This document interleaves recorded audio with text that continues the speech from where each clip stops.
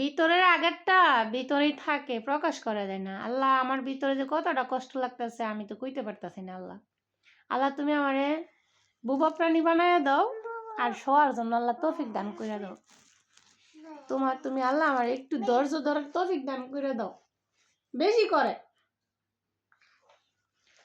আমি একটা কথা আল্লাহ আমি জানতে চাই,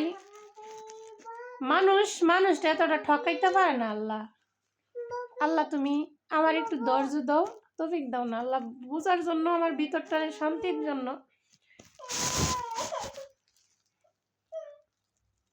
আল্লাহ তুমি আমার একটু ধৈর্য দাও, আমার ভিতরটার মধ্যে শান্তি লাগতেছে না, আমার মনটা খুব কষ্ট পাইতেছে, খুব অশান্তিতে ভোগ করতেছি।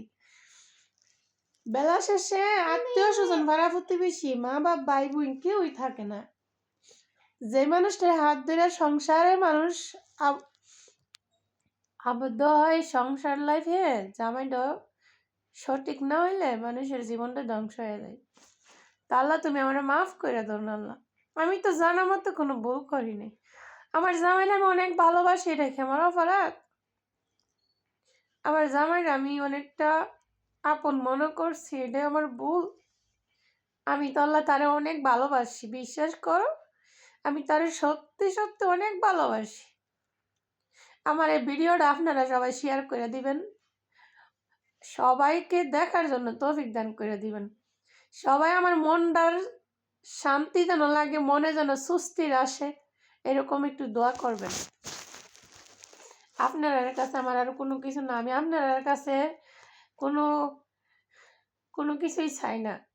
আমি চাই আমার যে এতটা আঘাত করতেছে, এতটা যে কষ্ট দিতেছে, আমার মনটারে যেন এতটা অশান্তি দিতেছে, অন্য নারীর পিছনে পড়েছে আমার সংসারটারে ধ্বংস করে দিতেছে, খারাপ লাইনে পড়েছে আমার জীবনটারে ধ্বংস করে দিতেছে, এটার বিচার চাই আমি। এই বিচারটা কার কাছে চাইলে পাবো আমি সঠিকভাবে জানি না।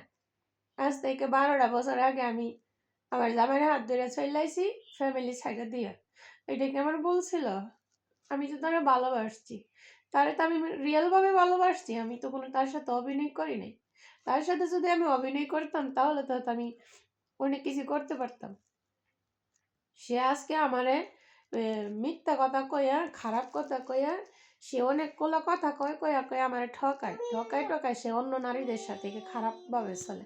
আল্লাহ এই দুনিয়াটা তুমি তো সাধারণ মানুষের লাগে বানাইছো, তাইলে তুমি কিসের জন্য তারা হেদায়েত করেন?